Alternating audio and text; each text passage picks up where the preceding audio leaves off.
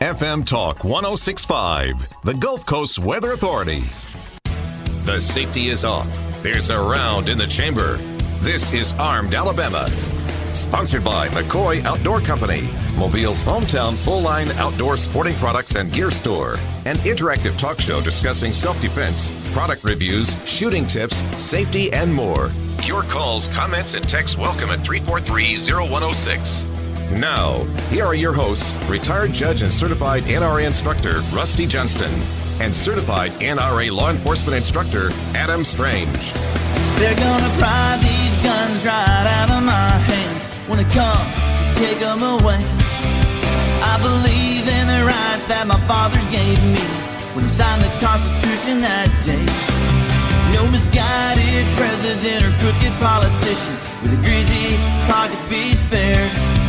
When the hard-working man gets tired of your cry, it's gonna rain right, beware. Don't tread on me, I'm American free. You're not gonna take it away. I stand up to fight for my freedoms and rights. That's a price you'll have to pay.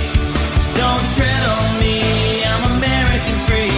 Red-blooded to the core. You ain't ever had a fight in your life like the fight that you're champ for. Welcome to Armed Alabama. Glad you could join us tonight. We've got a good show for you. Of course, as always, this is the show where we talk about your self-defense, firearm and ammo selection, home protection, concealed carry, training, proper range etiquette, and of course, the law. Alabama law, Florida law, Mississippi law, and U.S. law. If you have a comment or a question for us here in the studio, give us a call, 251-343-0106. 251-343-0106. You can call or text to that same number. And of course, as always, we are broadcasting live here on the FM Talk 106.5 studio and on our Facebook page. And that Facebook page is Armed Alabama Radio, FM Talk 106.5. And while you're there, please like, save, and follow. And that way you'll be notified every time that we post something to our Facebook page, whether it be an article or a comment or if we go live. You can also check us out on our website, and that's armedalabama.com. You can listen to lots of previous episodes there. We have lots of different content and articles that you can read. It's a good source of information. And also, we have a YouTube channel, and it's just simply Armed Alabama. When you go to YouTube, you can search that, and there's many different videos there. And if you have a comment or a question for me and the judge during the week, or if you got an idea for next week's show, you can email us, Adam at armedalabama.com, or the judge at armedalabama.com.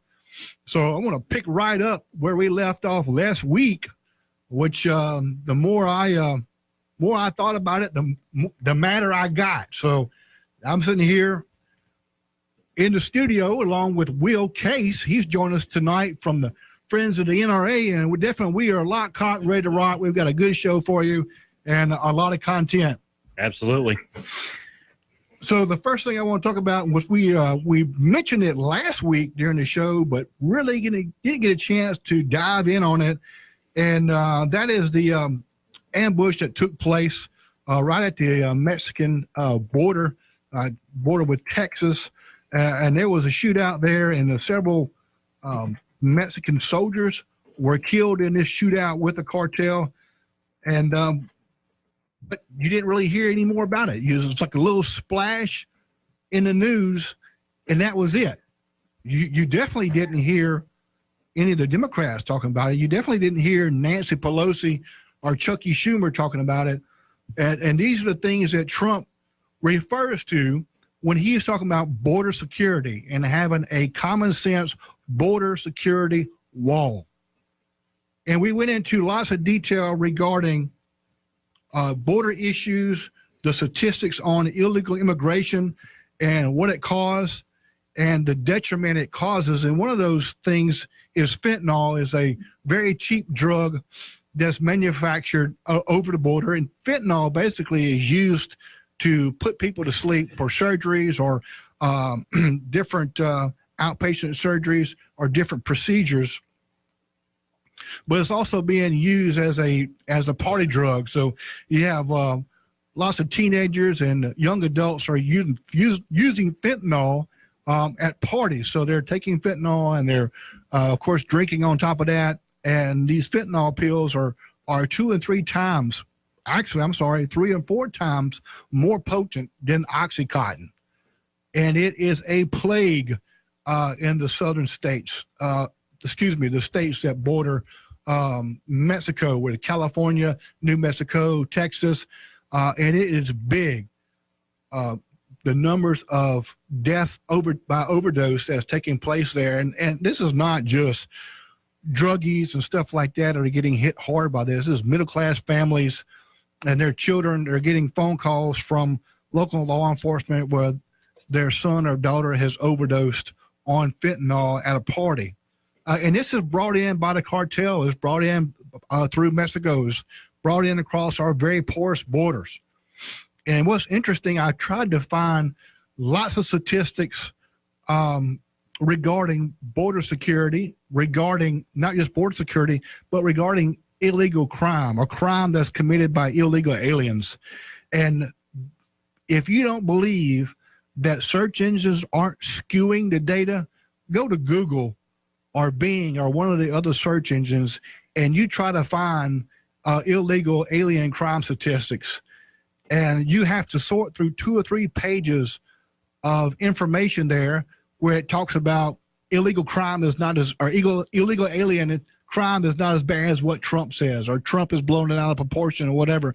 But let me tell you something that our former AG Jeff Sessions says. One murder committed by an illegal alien is one murder too many. One crime committed is one crime too many. And it's just amazing that you can't find this data. You have to really search through it. But also you have state governments are suppressing that data as well, because the only thing I can find really as far as states goes is Texas. And Texas publishes this information, and you can go and find it as far as statistics wise in regarding to illegal alien crimes committed within the state of Texas. So the statistics that I have here is from June 1st, 2011 to April 30th, 2018. These were crimes committed by illegal aliens in Texas. 1,351 homicides committed by illegal aliens. 7,156 sexual assaults, rape, sodomy. And these were done not on Mexican citizens. These were done on U.S. citizens by illegal aliens. 9,938 weapons charges. Almost 80,000 assaults. Almost 19,000 burglaries. Almost 80,000 drug charges. 851 kidnappings, 45,000 thefts, and 43,000 robberies. It's amazing. Let me tell you, this is just unbelievable statistics. This is just the state of Texas, because California and New Mexico do not publish, or Arizona do not publish their statistics. California's got to be much worse than that. Oh, my God. Populations. Oh, my God. The other thing, Adam, is that the other thing is that as alarming as those numbers are, those are just the ones that were solved. You know, there had to be more cases than that even. Right. Yeah, those are the ones that got caught doing it. Well, speaking of the weapons charges, the firearms charges, you know, Congress just passed on even putting to the floor, I believe the Judiciary Committee, one of the committees, wouldn't even put the bill out to make it a crime for the ICE to be notified if an illegal alien attempted to purchase a gun. They wouldn't even vote on it. That's ridiculous. And isn't that what I mean, they're only worried about guns as long as they're in law-abiding U.S. citizens' hands and are not part of the narrative. Well, two, the chances of an illegal alien going into a place of business to purchase a firearm is probably minute. Minimal. They're going to buy it from, black market sources from Mexico or what have you. All right, we'll be back after this break. Step up to the firing line. Armed Alabama is back. Questions, comments, and texts at 343-0106.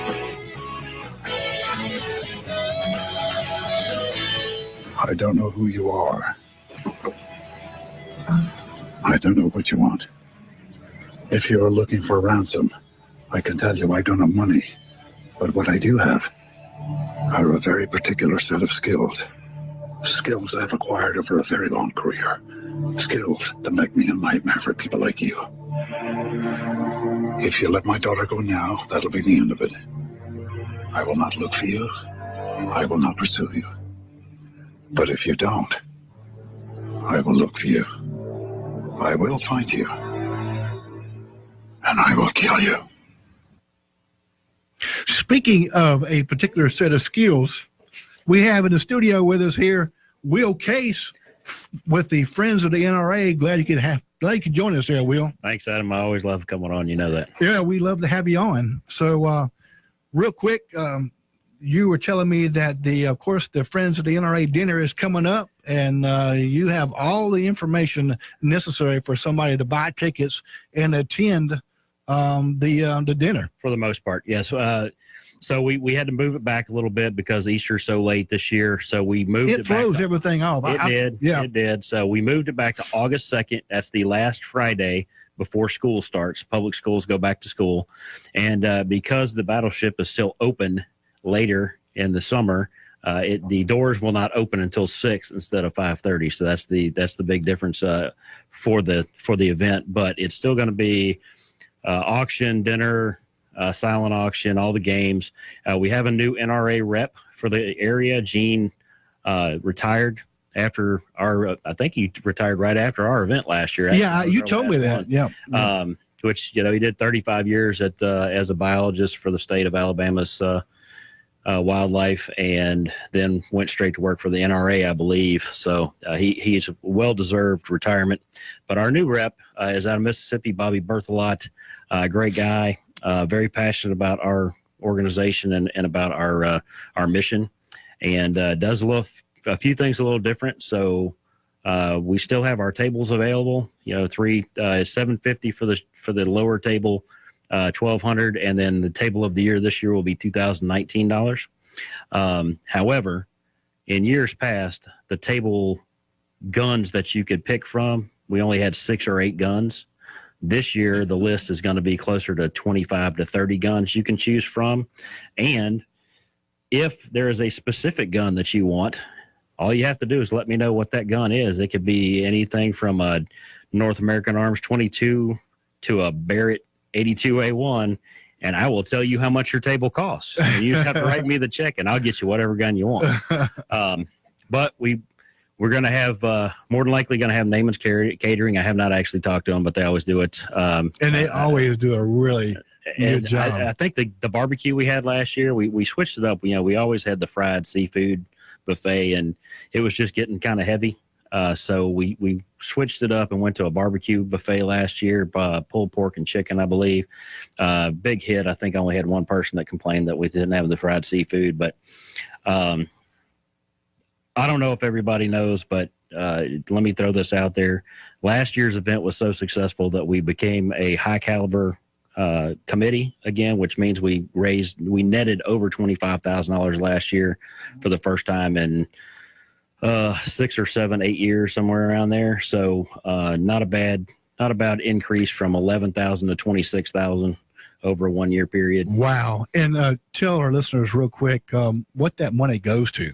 Yeah, 50% of all the money that the committees in the state of Alabama raises stays in the state of Alabama, and it goes towards grants requested by, a lot of times, 4-H clubs, Boy Scouts, ROTC programs, JROTC programs, some law enforcement, the smaller counties, smaller little towns that don't have the money for their officers to get body armor or duty rifles, they will put in a grant for, some duty rifles, some body armor. Maybe their range needs to be fixed because their practice range is dilapidated. And we vote on those every year. As a matter of fact, we're going up to Birmingham March 9th. I will be voting for all of the grants that got turned in for 2018.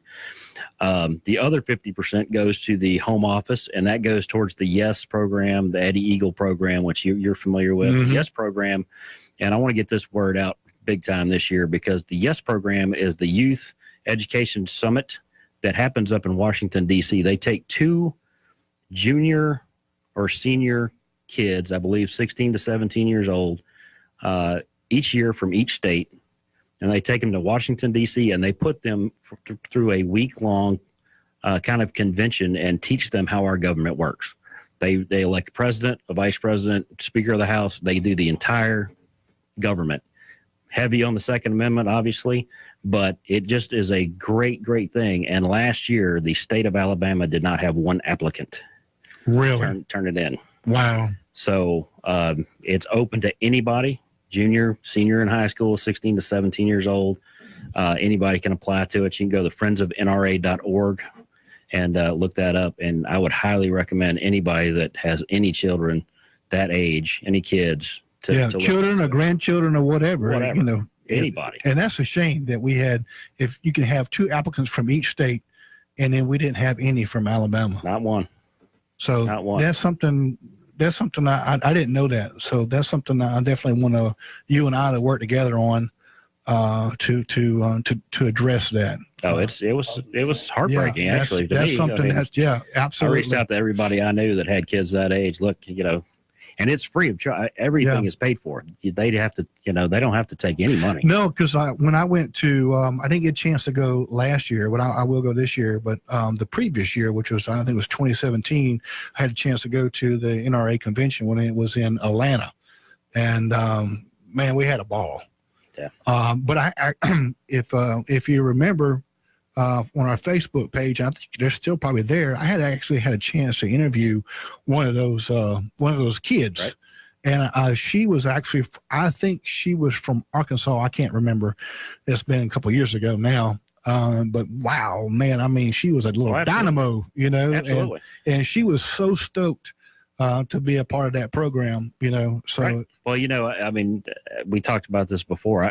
I got a chance to go. My daughter was at the Causey, was a member of the Causey band last year, and we got to go to Washington, D.C. They did a performance at the World War II Memorial, and we got there the day of the Walk for Our Lives, the March for Our Lives, or whatever they called it, David Hogg and all those idiots out there spouting their stuff. And it was funny because, here's a bunch of kids from Alabama. Little Fuhrer. And, there's signs that are just hate the NRA, hate the, guns, arm teachers with books, not guns, blah, blah, blah.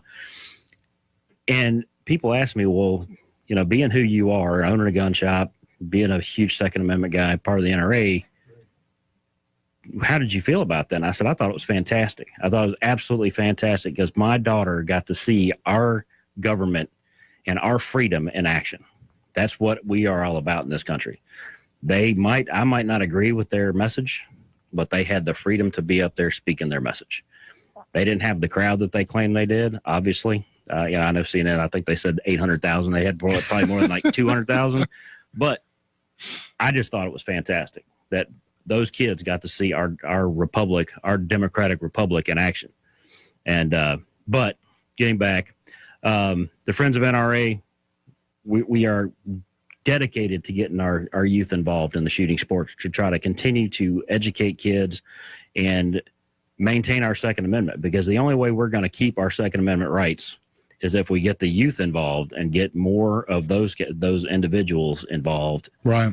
My 13-year-old loves going to the range with Moss Hill. I'm a member of that club. First Saturday of every month is the point shoot. 3 months ago was when I had my mom was there. I was there, and my 13-year-old daughter. We all shot in the point shoot together. 3 generations. My daughter came in dead last, but she was one of the safest shooters. That's from Brad Penton, the firearms instructor for the Mobile Police. came up and said, "Man, you must be teaching her right because she's one of the safest shooters I've ever seen." Proud dad. Good for her. Good for you. And the only reason she came in last is because she was slow. All of her rounds were in the 9 and 10 ring, all 3 targets. Well, if you're going to be slow, that's where you want your rounds. Hey, exactly. At least you're hitting what you're aiming at. That's for absolutely. Sure. But yeah, the Friends of NRA, I've been asked why I continue to be the chairman. It's because I'm passionate about the cause. Tickets this year, we're going to do singles for $40. Couples are $70. Tables again are $750, $1,200, and 2019 for the table of the year. August 2nd, doors open at 6. We have not gotten the tickets actually printed yet. We're waiting after Mardi Gras. We'll get them straight over to the print shop and get them printed. And I will have more information on where you can get them. But you can go now online at Friends of NRA, not Friends of the, but friendsofnra.org, and just search for Alabama, Mobile Bay, FNRA, and the tickets are available online. And they have a Facebook page as well, right? Yes, our Facebook page is Mobile Bay. Let's see, Friends of NRA Mobile Bay Chapter. I always forget that. I got to change the name of the thing. And is that just for Mobile County? Or is that Mobile and Mobile Baldwin? and Baldwin County? Okay. All right. Great. Well, thank you for coming in and telling us about that. And we'll hear more about it after we come back from this break with more Armed Alabama. Don't forget to call in 251-343-0106.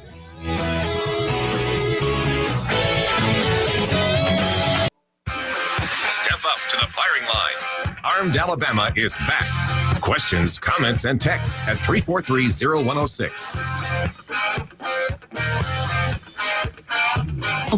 I thank God for all the freedoms we've got in this country. I cherish them and cherish them.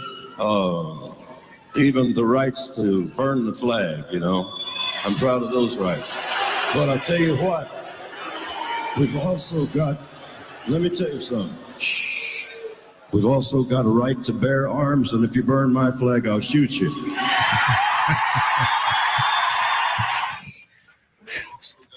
Johnny he made some people mad there in the beginning of that. Yeah, you heard them starting to boo and everything else. So, but they didn't understand exactly what he was going to say there. Exactly. They didn't know where he was taking that. That's for sure. All right, so if you just now join us, we have in the studio with us Will Case from the Friends of the NRA, and he was giving us a rundown of when their actual dinner is for Mobile and Baldwin County, and that is August the 2nd at the Battleship Park. Yeah, we have it at the Aircraft Pavilion every year. It's about the most patriotic place. I think that any NRA event is held in Alabama. And there's a lot to see inside that. Oh, absolutely. Because you can walk around that little pavilion there, and there's lots to see and read there you about can get around and see all the planes, all the displays, read all the new stuff that they got in there. I think they got a World War I piece back there. I don't ever get a chance to go look at it because I'm too busy running around like an idiot. But yeah, the doors open at 6. Like I said, the Battleship is open late during the summer, so we had to back it up till 6. But Baldwin County, we have it at the Battleship. We kind of looked at different venues last year. We were recommended to try to find maybe someplace that was a little bit less pricey to try to get more money towards the grants and stuff like that. And we looked around, but at the end of the day, it's centrally located. It's right off the interstate. Both Baldwin County, Mobile County can get there. So the people coming from West Mobile can get there. The people coming from, we've even got people that come from Pensacola and Pascagoula, Mississippi. It's easy for them to get to. And again, it is the most patriotic place that you could possibly have anything like that. It is. It's a great location. And they've got the room. They back the A12 out, the SR-71. I always call it the SR-71, but it's actually on the A12. They backed that out for us. And last year we ended up actually close to 200 people there, which amazed me because, ticket sales 3 weeks out from our last event, we had 45 tickets sold, and I was stressing it out there. Just so we know, just so I can let everybody know, we're going to do the same thing we did last year. Like I said, tickets in advance are $40 for an individual, $70 for a couple. At the door, The tickets are going up to $45 per person, and there is no couple price. It's $45 per person. Try to get some people to buy them in advance. And also, there's ticket bundles that you can buy, for different raffles and stuff like that. We're going to more than likely, and I have to verify this with Bobby, but more than likely we're going to put those on pre-sale and sell them a little bit. I think he was talking about maybe selling those at $500, the $500 bundle tickets that get a lot of gun tickets and stuff, selling those for $500 prior to the event and then going up to $600. I'm going to try to see if we can maybe just give them, sell those at $450 prior to, and then leave them at $500. Cause I don't think, I know a lot of people save for this event to be able to buy that $500. And that gives you lots of chances on firearms. Right? It does, and we're going to do it a little different. If the people that have been to the event, they know the buckets. You got all the little white tickets. You got 40 sheets of these white tickets. You got to tear off and throw in all these little buckets you get some great stuff, but it's a lot of smaller stuff, accessories and stuff like that. And then you get 1 or 2 gun tickets. This year, we're going to change that. You're going to get more chances at guns versus chances at accessories. We're the NRA. We're going to try to give away more guns this year than normal. Well, cool. Speaking of chances on firearms, I'm sure you've heard in the news, the city of Mobile is pushing initiative, Lock It Up campaign, where so many firearms are being stolen out of cars that are unlocked in a driveway, unlocked, or around town, unlocked with a firearm in the car. Yeah. And of course, those firearms are, if somebody's going to steal it, of course, they're going to either sell it to another criminal or use it in a crime themselves. And it's become a big problem. Well, I believe wasn't the firearm used to shoot Officer Tudor? Officer Tudor, yes, and there also was a firearm was used over the weekend at a Mardi Gras where a little 7-year-old girl was shot.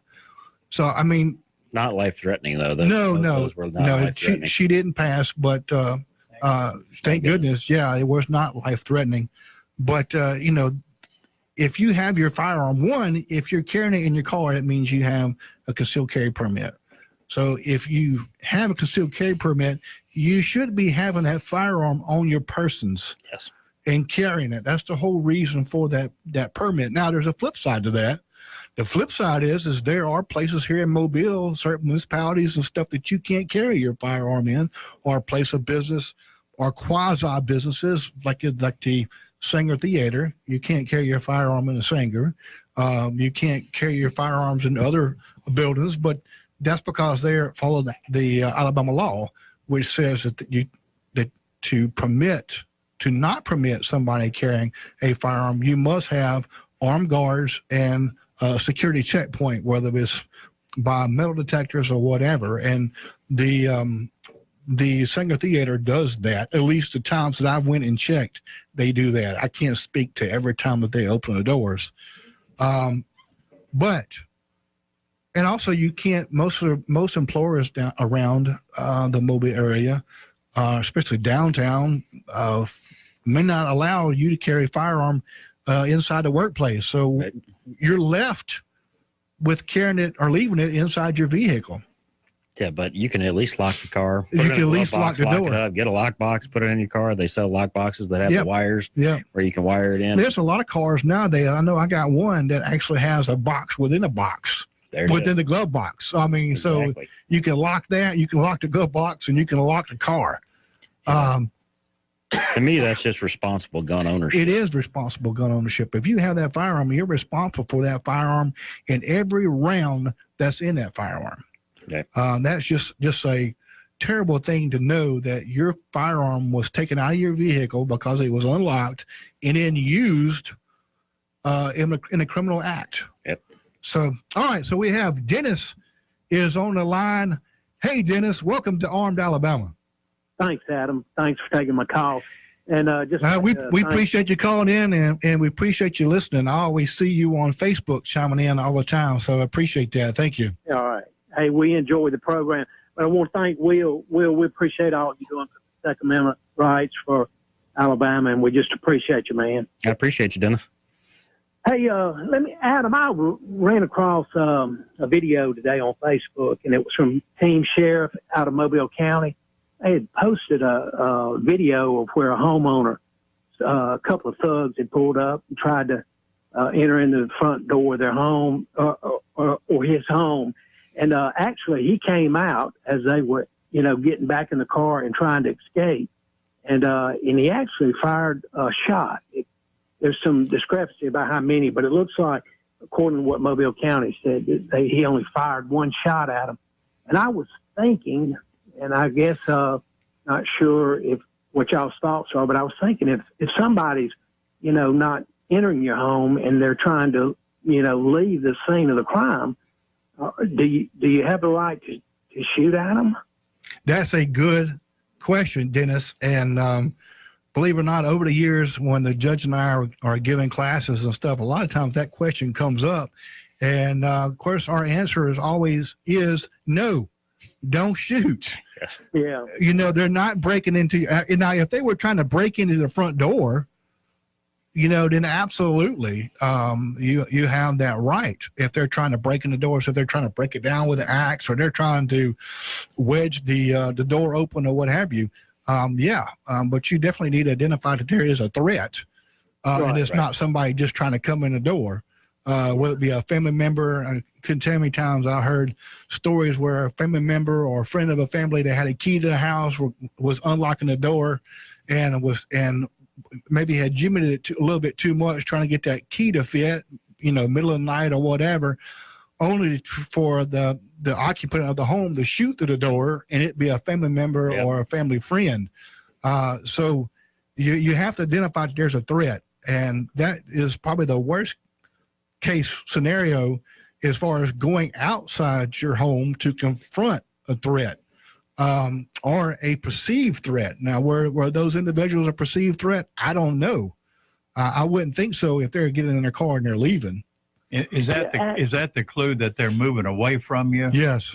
They're no longer a threat, or at least at that moment. Charlie, that's exactly what it looks like happened. Is the two thugs, no doubt, they tried to open the front door. Right. Obviously, they found out or recognized someone was there. They tried to. The one that was trying to enter the door, he got back into the car, and as they were leaving the property, the homeowner came out. It looks like, according to Mobile County, that he only shot one shot, but shot at the vehicle. Right. The old warning shot. And I guess I posted a link to that video on Facebook. So it should be on these comments. So, I'm not sure how wise that was to go out in the yard to shoot it. It wasn't wise. Not at all. Because then you're exposing yourself. Yeah. The thing about it is at that point you call the police and you try to be a good witness. Barricade. Yeah. Call police, barricade, defend yourself. Yeah, it's a good call, good question, Dennis. Yeah. And I see right here where you posted on the comments. I will post that on our Facebook page itself in the general area. Am I incorrect that you have to have a fear for your life? If somebody's running away from you or retreating away from you to get away from you, you can't. I don't know that there's any way to say that that's self-defense. That No. You actually shot somebody, unless you can maybe prove that they were going in. You thought they were going for a gun or maybe something like that. If they said, "Okay, I'm gonna get my gun," right, and then they step to the vehicle, okay, the possible threat is there, right, because they said they were getting their gun, but that didn't take place, right. So That's when you look at the video, it was a home security. And it's pretty obvious. We're just thugs trying to enter the home. Sure. It doesn't appear that he had a weapon. He could have, had a weapon concealed. But that's kind of, I took the class with you and Judge. And Yep. That's kind of what I had understood as well. Dennis, we got to go to break. Step up to the firing line. Armed Alabama is back. Questions, comments, and texts at 343-0106. Good. Bad. I'm the guy with the gun. All right, welcome back to Armed Alabama. Just before we went to the break, we were talking about the Lock It Up campaign. We actually shared the City of Mobile's video on our Facebook page where it's a little, 2 or 3 minute video encouraging citizens of Mobile and Mobile County to lock up their firearms. If they have it in their vehicle, then lock your vehicle. If you go to work and you have to leave your firearm in your vehicle, make sure that vehicle is locked. I couldn't tell you how many times I've double checked and triple checked to make sure my car was locked, or sit down watching TV in the evening time. It was like, oh, did I happen to leave my firearm, and I go and check it? I couldn't tell you how many times I've checked and double checked to make sure the vehicle locked or I got the firearm out. Of course, if you are home, that firearm needs to go with you inside the house. You can't carry your firearm all the time. If a lot of times employers are not, your employer is not going to allow you to carry a firearm inside your place of business or your place of work. So you have to be able to leave the firearm somewhere. And if you're in a Jeep or something like that has a convertible top where it's really easy to get into, then definitely you need to buy some type of box, a lock box where you can put it in. That is like with a Jeep in particular, there's several different types of boxes that will actually bolt to the vehicle, and you can leave your firearm in that box. Because a Jeep is not secure.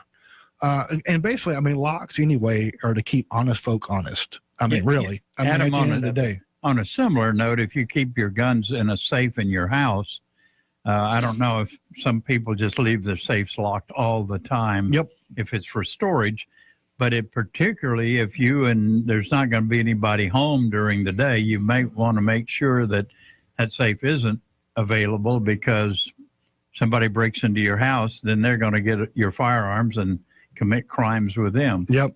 And I'd hate to feel that kind of guilt. Well, the thing about it is your house is locked or your vehicle is locked, and if somebody wants to break into it, they can get into it. Right. Oh, yeah. But the thing about it is most criminals are just lazy, and a lot of these but don't make it easy. A lot of these thefts are by young kids. I say young kids, teenagers, young adults. They're just walking around. They spend their days, or they spend their afternoon, or they spend their night, and they are walking around from neighborhood to neighborhood or from business to business, and all they're doing is just pulling on doorknobs. That's all they're doing, is pulling on car doorknobs and see which one is. No, they're not breaking in. They're opening. If the car is unlocked, guess what? They're stealing everything that's in it. Absolutely. And if your firearm is in there, then they've got it. So there's definitely a big push with the city to push the Lock It Up campaign to make sure you lock your vehicle. And if you are home, I couldn't tell how many times people have told me, well, I just keep my gun in the car. Yeah, that makes no sense to me. I'm telling what? You, I don't know. Oh, yeah, I just leave it in there. No, don't do that. If you go home, you take your firearm out of the car and you bring it inside. Yes. Doesn't do much for home protection if it's in your car. Well, some people have multiple firearms. Yeah, but it's just an easy opportunity, though. Absolutely. It's too easy. Don't make it too easy. It's too easy. And if you have a firearm, especially if you conceal carry, you definitely need to have the make and model of the firearm and the serial number. Take a picture of it, write it down or whatever. I actually have a folder that I ran across this past weekend, rummaging through my closet. And I found the folder. It had all the firearms that I had, and it had their serial number. So kudos to me, but I had actually lost it and found it again. So I can't take too much kudos on that. Well, you can actually get a personal firearm record book from the ATF. You can go on the ATF's website. Yep. And they do have it's a small little pocket-sized deal, and you can put, make, model, serial number for all of your guns in there. I've actually got some at my shop to hand out. So they're a handy little thing. And there's an article that I had looked. It was on, I think it's on Fox 10. Just to give the article I have in front of me, I've been reading off of, just to give credit where credit's due. But one thing that they're talking about as far as firearms, they say weapon throughout the whole, and you see that all the time in whatever article, from whatever newspaper, from whatever TV station, they say weapon. Well, it's not a weapon unless it's used on somebody. It's a firearm otherwise. That's just my pet peeve. Yeah, I've had to break myself to say I've used that term a lot. Absolutely. And a firearm is a tool, and it can be used for good, like you said, earlier in the show where yourself, your daughter, and your mother, 3 generations were competing in a pistol match. Well, that's a lot of fun. Absolutely. And you don't have a lot of fun with a weapon. You have a lot of fun with a firearm. Right. Unless you're, criminal and you're twisted in the head or whatever. Exactly. But, a baseball bat is a bat unless it's used to hit somebody over the head, then it's a weapon. Yep. Or a brick. Yeah. Or a machete. Just throw that statistic out there. Bats are used to kill more people than rifles in the country. Oh, I've no doubt. There's no doubt. Maybe I'm going to find that statistic. I'll post it on our Facebook page. Hey, Adam, I don't know if this is proper protocol, but can we ask Lee where his shop is? Yeah, absolutely. And what you do there? Yeah, I started about a year ago. I started Down South Arms. I'm an insurance adjuster by trade, but I'm getting old and my knees are betraying. My body is betraying me. Climbing roofs is not my friend anymore. So I started a small gun shop. It's called Down South Arms. I'm actually down in Midtown on Old Shell Road. I'm inside P&G Machine and Supplies building. I do not have a sign up because I'm incognito and my best friend owns the building. He won't let me put a sign up. Well, then nobody tell that he's got this shop. But I'm inside P&G. It's been there for 75 years. So, and you do have a Facebook page. I do have a Facebook page at Down South Arms. I've been lax in posting stuff on there, but I usually post all the sales and everything I've got in the store. I actually got a couple of these, the Smith & Wesson SW22 Victories. It's a heavy barrel Target 22. Are you holding that in front of the camera? I will show you that it is empty, and Adam has checked it. This is the threaded barrel version. It's got fiber optic sights. It's very easy to take down. This is the reason I love this gun. I actually qualified for my NRA pistol instructor with one of these because it shoots very, very well. Absolutely. It's pretty heavy for a 22. It's very heavy, and it has zero recoil. Pretty much hits where you're aiming, and it's easy to take down, which is if you have a semi-auto 22, they're usually not that easy to take down. Adam, are you going to show your? While we're talking about firearms, I actually have. That one's pretty. If you're close to your phone, you can check us out on our Facebook page, Armed Alabama Radio, FM Talk 1065, and so I actually have a firearm that my wife had got, and she doesn't carry that around, does she? It is she may. It is a American Tactical AR-15 pistol. So when she first told me that she ordered some of her and the guys that she works with, they all ordered them. And so when she first told me it was American Tactical, I was like, oh, And so this thing is going to, I just thought it was like, man, it's going to be a polymer piece of junk. But I am actually very impressed with this.